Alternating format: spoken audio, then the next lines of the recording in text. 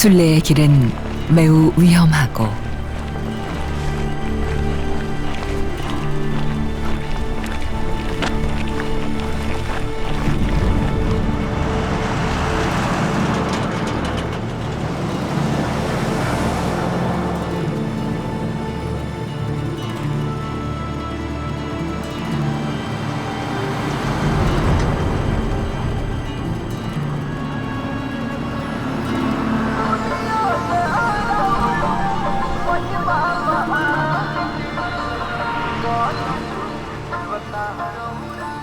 먼지와 소음으로 가득했으며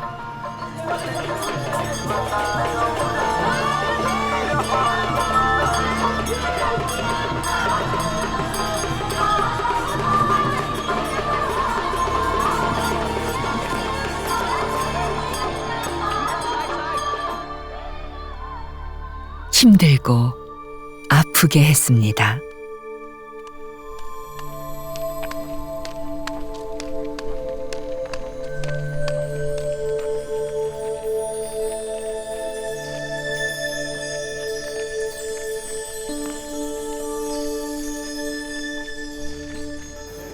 그날 그냥 단순히 전날 배탈도 나고 그냥 머리도 좀 아프고 해서 그냥 감기약을 먹고 다음 날 이제 25km를 걷게 됐는데 그 하루 사이에 제가 거의 천당과 지옥을 왔다 갔다 했지 않느냐.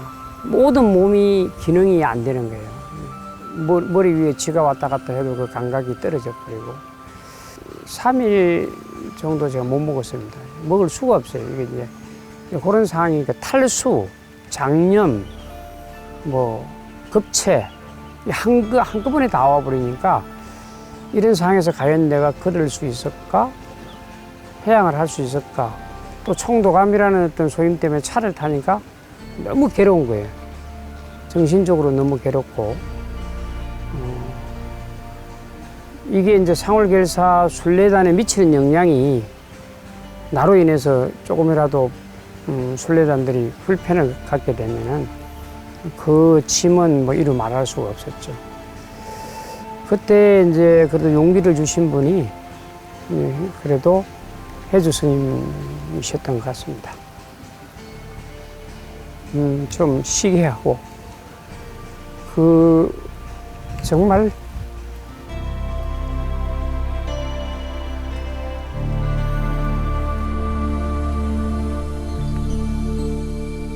순례길의 108명 사부대중은 멈추거나 포기하지 않고 꿋꿋이 나아갔습니다.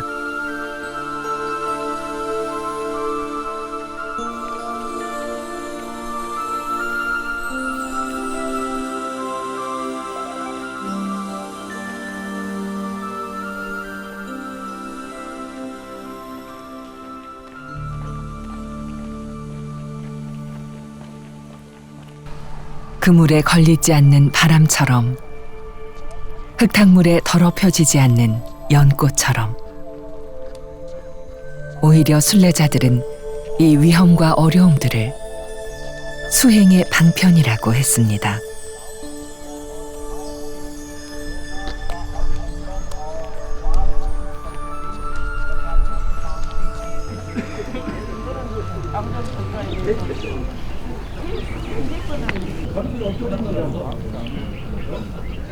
부처님 성지 가는데 뭐 육체적인 힘듦이 당연히 있는 것이지 마음으로 가는 거.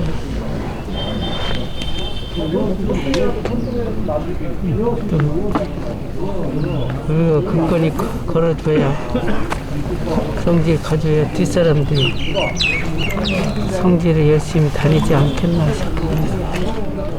그냥 노래가 생각나는 게 하나 있는데요. 그 뭐 세상 많은 사람 노래. 고락에 겨운 내 입술로 많은 얘기 할 수도 있지만 그냥 세상 모르고 사는 것 같아요.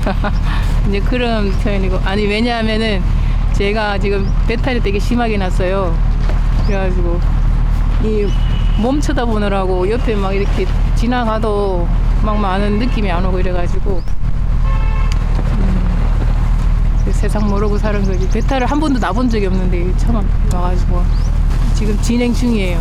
어제, 그제, 오늘 아주 심각하게 그래갖고 물만 먹었어요. 3일 동안. 많이 힘들으시겠네요. 좀 마음이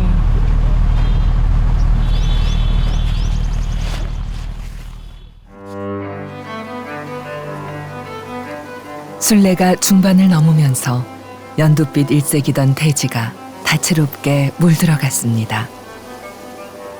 노란색 유채꽃, 겨자꽃이 활짝 피어나고 보리와 밀도 노란빛을 띠며 결실의 완성을 향해 나아가고 있었습니다. 부처님 법을 만나기 전 그저 아름답게만 보이던 풍경들 속에서 이제는 지혜의 법을 발견합니다. 겨자씨 속에 수미산이 담겨 있다는 말에도 고개가 끄덕여집니다. 작디 작은 씨앗 속에 꽃을 피우고 결실을 맺고 군락을 이루고 산과 들을 뒤덮을 수 있는 생명력이 응축되어 있듯이 중생의 가슴 속에 있는 불성이 아무리 작더라도 그것이 수미산처럼 성장할 수 있음을 압니다. 산들바람에 움직이는 자연의 풍경은 부처님 전에 경배를 올리고 염불을 하는 불자를 닮아 있습니다. 바람결 같은 자연스러운 경배와 대자연의 노래처럼 영혼을 위로하는 연불 소리를 간직한 부처님의 제자들입니다.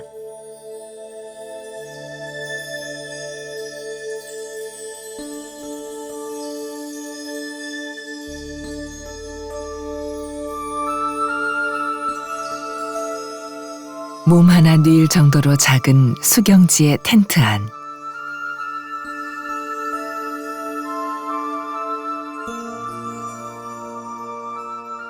한낮의 열기를 고스란히 흡수해 40도에 육박하며 모기가 들끓는 그곳에서도 수행자의 참선은 깊고 맑고 향기로웠습니다.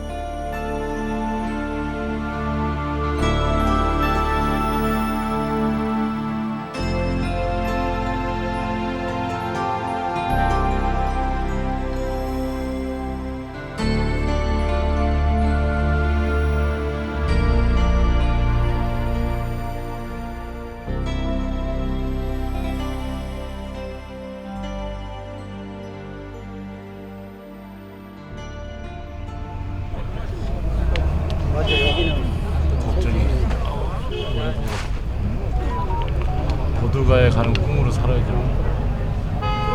보드가에 가서. 아니 워낙 피곤하신데 무거워하시니까 그냥 슬그머니 와서 무릎 빼고 주무셔갖고 밀어낼 수도 없고 나도 힘들어 죽겠는데. 다른 사람들 다 물집 잡은 거 실로 이렇게 해서 따주시고 다 계속 해주시거든요. 우리 저 8조 의료 담당이세요. 다 준비해갖고 오셔갖고. 그만하자 이제. 인욕을 통해 순례를 넘어 수행으로 나아가는 길. 그것은 함께이기에 가능한 길이었습니다. 함께 길 위를 걸으며 함께 수행의 행복을 나누는 마음의 벗. 도반은 순례의 원동력이었습니다.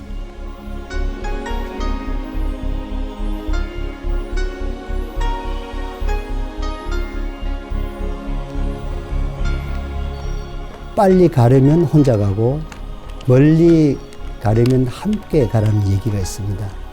바로 제 앞에 그런 어른 스님들이 발 뒤꿈치를 저에게 보여주면서 걸어가고 있는데 제가 포기할 수가 없더라고요. 앞에 분이 이렇게 쫙 걸어가는 그 새벽 어두움에 그 발 뒤축을 보고 걸어가면서 저 어르신들도 걸어가는데 내가 뭐라고, 내가 여기서 포기하면 안 되지.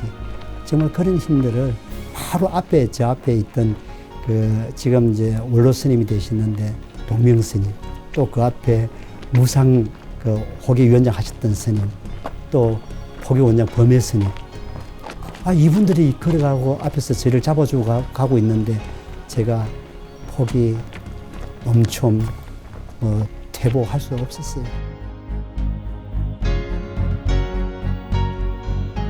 생각이 깊고 총명하고 성실한 지혜로운 도반을 만났으면 어떤 어려움이 있더라도 극복하고 마음을 놓고 기꺼이 함께 가라.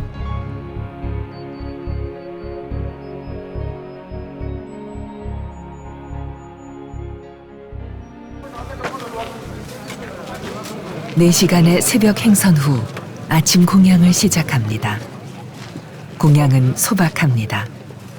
밥이나 국수, 죽 등이 번갈아 나오고 삶은 달걀과 요구르트 정도로 단백질을 보충합니다.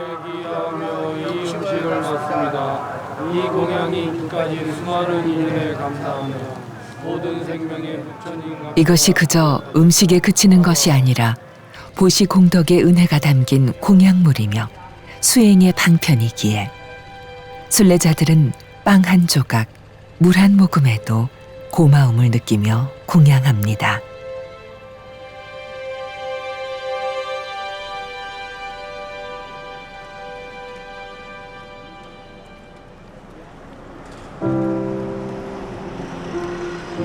남김없이 미련 없이 한 생을 마친 꽃. 아름다운 빛으로 물든 그 꽃길이 부처님의 열반을 가슴 뜨겁게 일깨웁니다.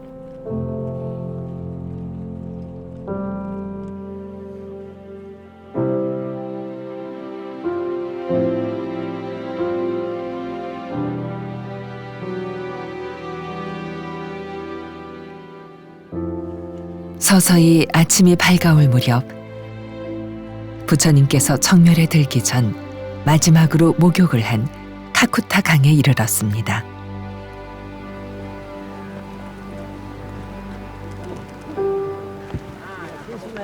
순례단은 너나 할 것 없이 카쿠타 강으로 가서 흐르는 물에 손을 담그고 얼굴을 씻고 맛을 보기도 했습니다.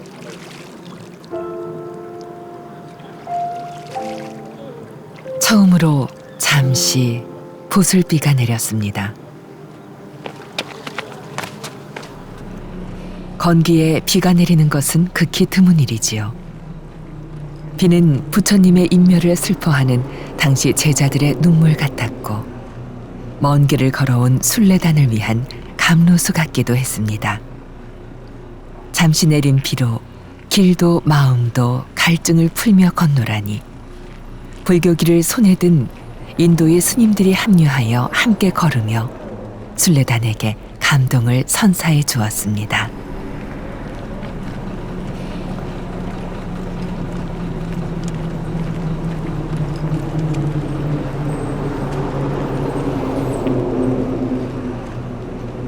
부처님께서 거기서 마지막으로 목욕을 하셨다고 하는데 어떤 마음이셨을까라는 생각을 좀 많이 했었습니다.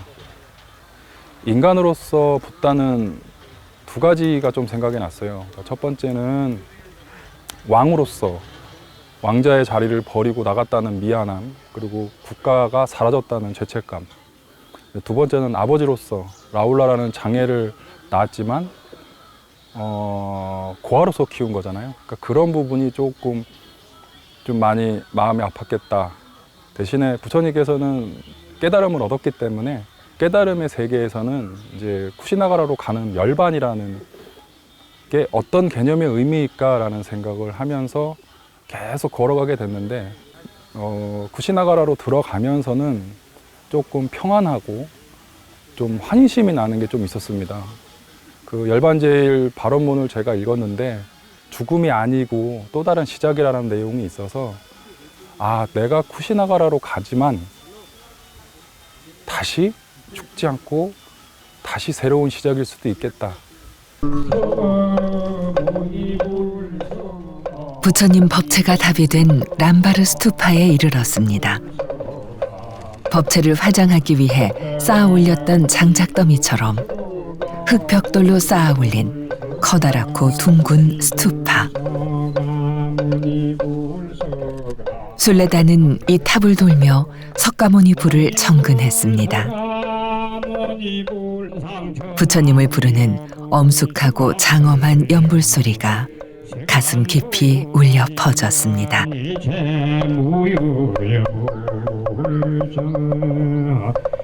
부처님의 열반장을 오면서 부처님께서 우리한테 어떤 저희를 환영해주는 어떤 메시지를 주셨으면 좋겠다 그랬는데 정말 제가 꽃비를 좀 내려주면 좋겠다 생각을 했거든요. 근데 제가 부처님을 모시고 이혼할 때 꽃비가 내리는 거예요. 그래가지고 너무 오늘 이게 부처님의 가피구나 그 생각을 하면서 눈물이 너무 많이 났어요. 순례단은 부처님께서 열반에 드셨다고 전해지는 자리에 세워진 추모관, 열반당을 찾아 열반지 기도법회를 봉행했습니다. 부처님께서 마지막 자리를 펴시던 이곳은 사라나무가 빼곡히 들어서서 그늘을 드리운 곳이었다고 합니다. 부처님께서 열반에 드실 때 갑자기 사라나무 꽃들이 하얗게 흩날리는 기이한 일도 있었다고 전해옵니다.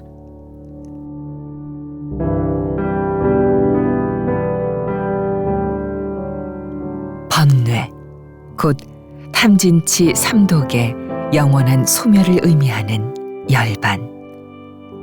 수행자에게 열반은 남다른 의미로 다가옵니다. 수행을 통해 궁극의 세계에 도달하는 열반 증득의 길이므로 열반 성취는 불교 수행의 최상이며 지상 목표입니다. 법회에 앞서 순례단은 열반당 안에 누워 계신 부처님께 가사를 공양했습니다. 6m가 넘는 황금빛 가사에는 한국 불교 중흥 발원, 상월결사 정진 발원, 차별 없는 세상 발원 등 순례단이 부처님 성지를 두 발로 순례하며 서원했던 다짐들이 적혀 있었지요. 신묘 장구 대다라니를 독송하는 스님들의 얼굴에 눈물이 흘렀습니다. 제자의 머리는 스승께서 궁극의 수행 경지를 성취하셨음을 알지만 그 가슴은 사무치는 그리움과 말로 형언할 수 없는 슬픔과 헤아릴 수 없는 공덕에 대한 고마움으로 가득 차 뜨거운 눈물이 하염없이 흘러내렸습니다. 부처님의 열반은 부처님의 마지막 수업이기도 했습니다. 숨이 가빠오는 가운데서도 부처님께서는 제자들을 향해 마지막으로 궁금한 것이 없는지 3번이나 거듭 물으셨고 마지막 유훈을 남기셨습니다. 부처님의 마지막 유훈. 세상에 변하지 않는 것은 하나도 없다.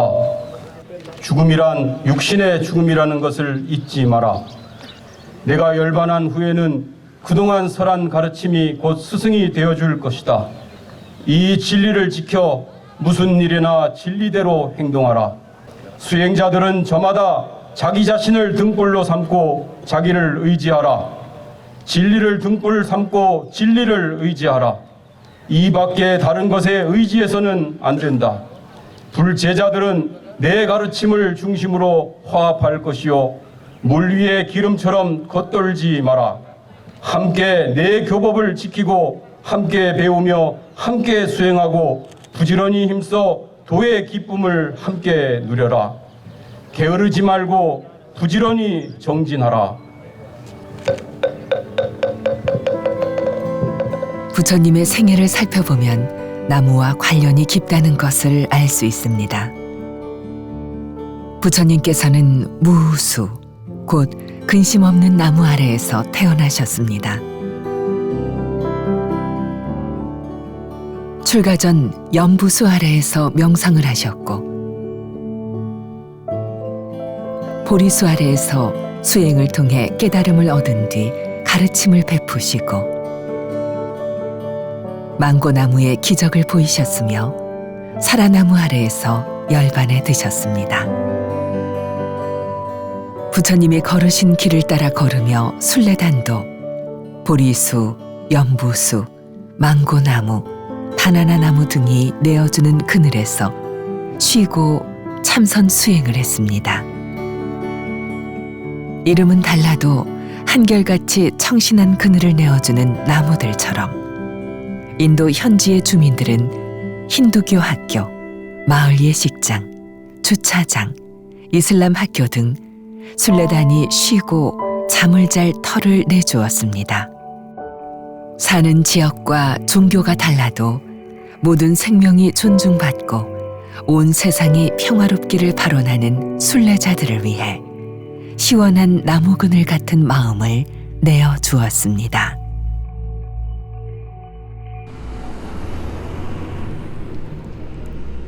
(3월 14일) 순례 34일째. 순례단은 부처님의 탄생 성지인 룸비니가 있는 네팔을 향해 인도의 국경을 넘었습니다. 인도와 네팔 정부의 적극적인 도움으로 순례단 108명 전원은 채 1시간도 되지 않아 네팔 국경을 원만히 통과했지요. 네팔 국경에서 룸비니에 이르는 23km 길은 부처님의 탄생 성지를 참배하려는 순례자들과 히말라야 트레킹을 준비하는 등산객들이 모여들어 늘 붐비는 곳입니다. 아기 부처님이 탄생하신 룸비니의 마야데비 사원 주변은 세계적인 불교 성지답게 장엄하게 가꾸어져 있었습니다.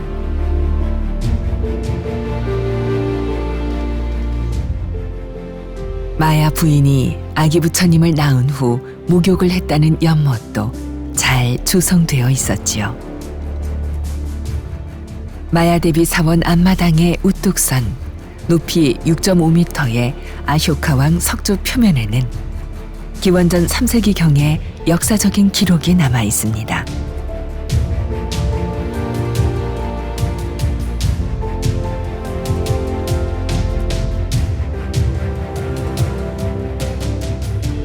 아쇼카 대왕의 이 기록으로 인해 아기 부처님의 탄생은 결코 전설이나 신화가 아닌 역사의 사실로 밝혀졌지요.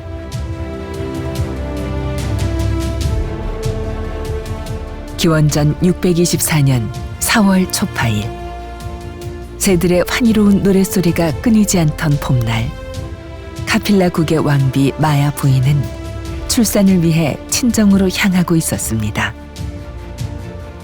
여행길의 왕비가 무수 나뭇가지를 잡는 순간 천지가 흔들리고 꽃비가 내리더니 산통도 없이 아기를 낳았습니다.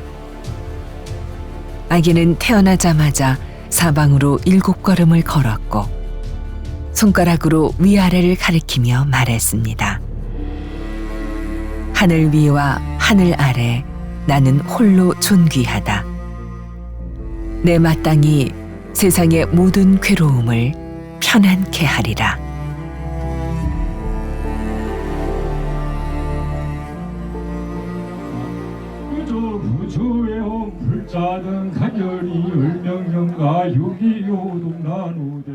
부처님은 이렇게 수천 년간 신에게 종속되어 살던 세상 사람들에게 신들의 세계 위아래 어느 곳에도 얽매이지 않는 홀로 존귀한 존재가 바로 우리들임을 가르쳐 주셨습니다.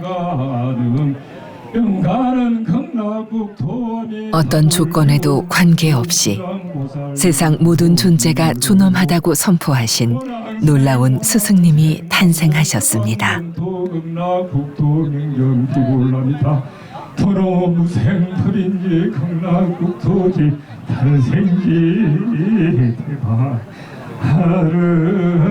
연원 항사법계 불양불자 등 통류화장 장음에 나무 마하반야 사밀 나무 서가. 동진 출가하여 어머니가 세상을 떠나실 때까지 얼굴 한 번 본 적 없는 오심 스님. 어머니를 향한 스님의 사무치는 그리움이 뜨거운 눈물로 흐릅니다. 아기 부처님은 태어난 지 일주일 만에 어머니를 여의었지요.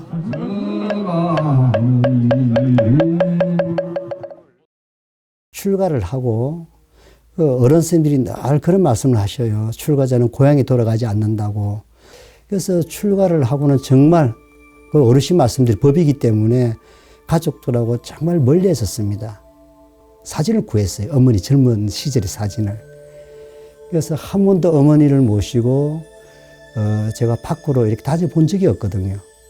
그래서 43일 동안 외국 나가는데 그래도 지금은 이제 계시지 않지만 그 휴대폰 그 표면이라고 그러나요? 거기에다가 이제 어머니 사진을 이렇게 올려놓고 그냥 아침에 일어나면은 어머니 이제 갑시다. 이제 시작합시다. 또 돌아오면은 아이고 많이 걸으셨죠.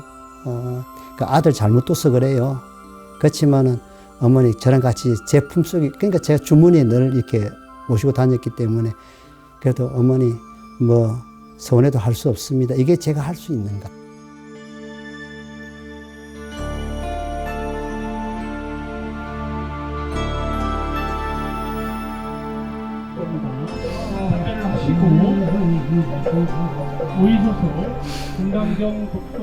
내게 생명을 불어넣어 주신 어머니, 지극한 사랑으로 품어주신 어머니.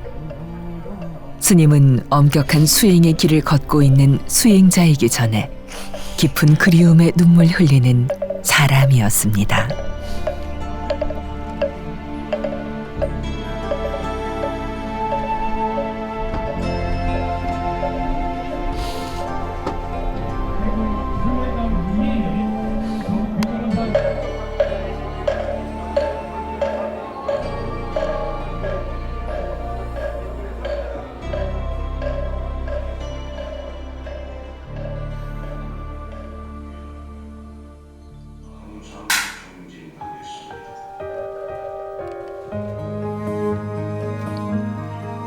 순례단은 마야대비 사원에서 금강경을 독송하고 상월결사가 새롭게 제작한 108원령문으로 108배를 올렸습니다. 이 108원령문에는 상월결사가 지향하는 실천불교, 사부대중과 함께하는 불교, 사회와 세상에 기여하는 불교, 21세기 전도 선언 등의 내용이 발언의 형태로 담겼습니다.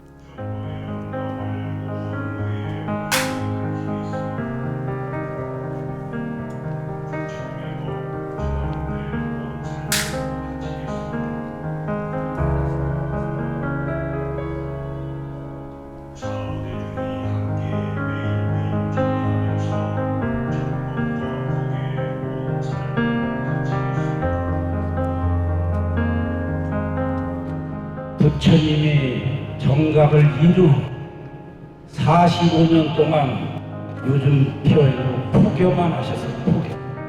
법만 전하고 그리고 열반 이후에도 제자에게 두 발을 보이시고 또 다리를 통해서 8나라의 사리를 분배하면서 마지막까지 부처님 법을 전했습니다. 그러나 현실적으로 우리 한국 불교는 부처님 법을 전하는 일보다 불사하는 일에 집착하고 시원한 여름에 무시옷 빳빳이 다려서 입고 거들먹거리고 폼생 폼사하는 이런 불교 시대는 끝났습니다. 국민 속으로 대중 속으로 사회 속으로 중생 속으로 사부대중이 떠나지 않으면 한국 불교의 미래는 없습니다. 사부대중이여 떠나라.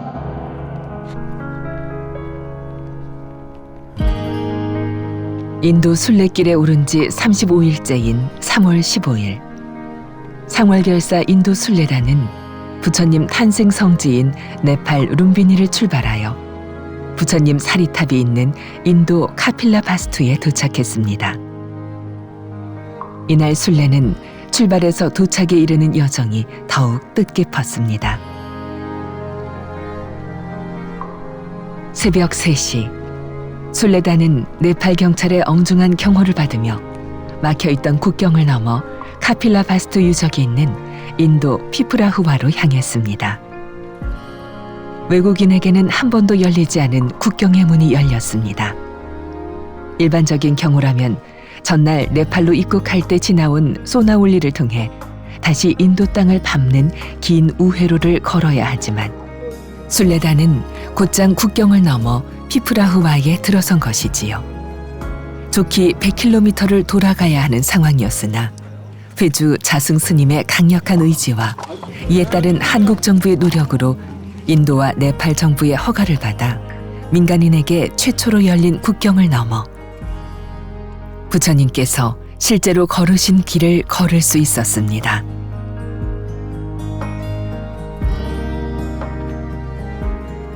(3월 17일) 순례 37일째 순례단은 피카우라, 나자르가라와 자가히아를 거쳐 지기나마피까지 27km를 행선했습니다.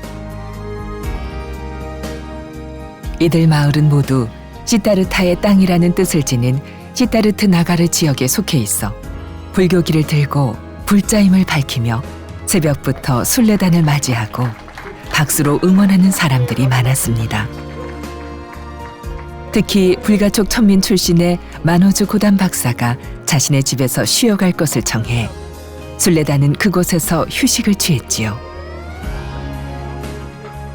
고담 박사는 20여 년 전 델리에서 공부하던 중 인도 독립운동의 영웅이며 신불교 운동을 일으킨 닥터 암베르카르가 설립한 인도 불교협회를 통해 부처님의 가르침을 알게 됐고 이를 계기로 자신은 물론 아내와 자녀들까지 모두 불교에 귀의했습니다. तो यहाँ पे समानता लगा, भेदभाव खत्म हो गया, ऊंच नीच बराबर हो गया सब, इसलिए बहुत मैं आया बहुत।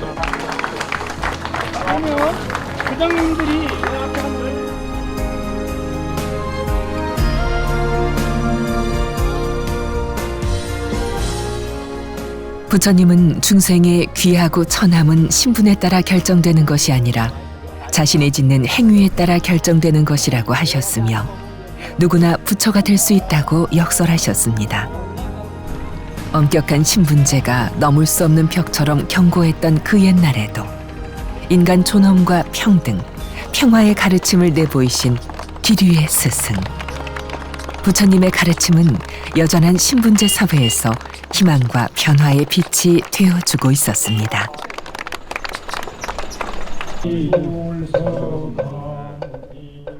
순례길에 오른 지 40일, 순례단은 989km를 걸어 해향지 슈라바스티에 도착했습니다.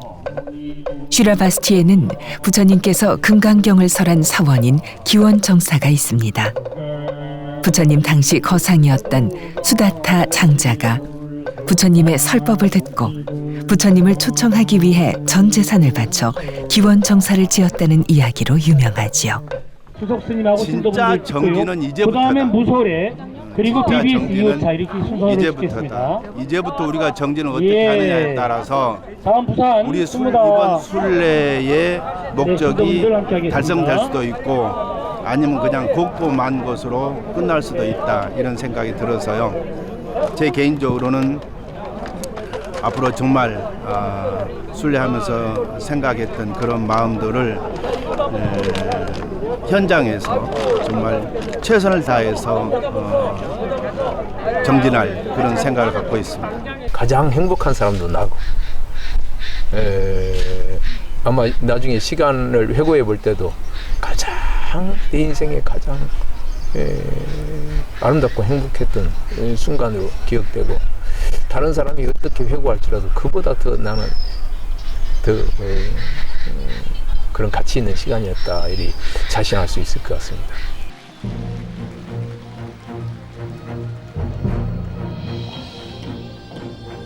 부처님께서 60명 비구에게 중생의 안락과 이익과 행복을 위해 떠나라. 부처님은 45년 동안 당신의 법을 전했습니다.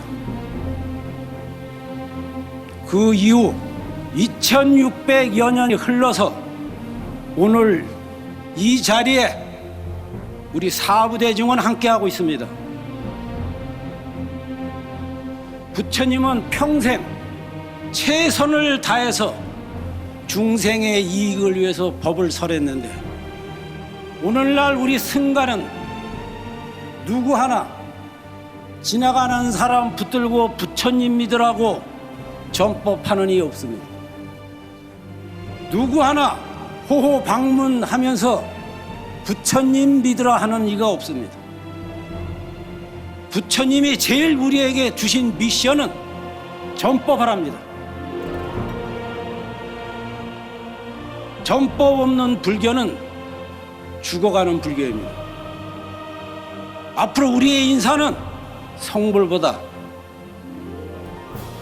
부처님 법 전합시다. 지장보살께서 지옥 중생을 다 제도하기 전까지는 성불을 다음 생으로 미룬다 했습니다. 우리도 성불합시다. 성불하세요. 다음 생으로 미루고 금생에는 부처님 법을 전합시다. 부처님 법을 부처님 법을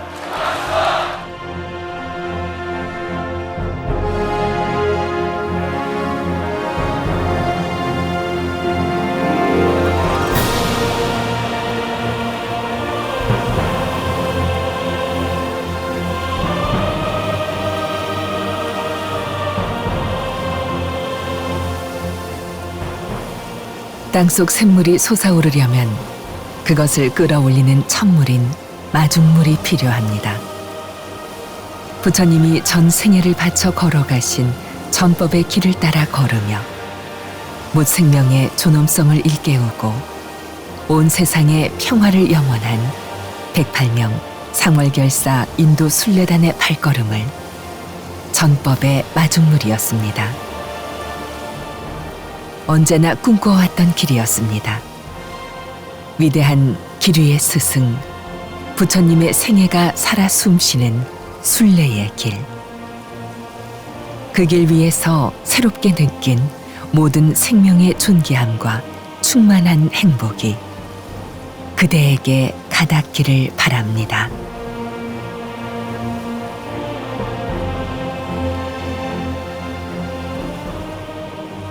오랫동안 꿈꿔온 길을 걸었습니다. 이 길을 걸으며 가슴 뛰는 빛을 만났습니다. 나는 발언합니다. 내 마음을 환히 밝혀준 이 행복을 그대도 만날 수 있기를. 나는 발언합니다. 모든 생명이 존중받기를, 사랑받기를.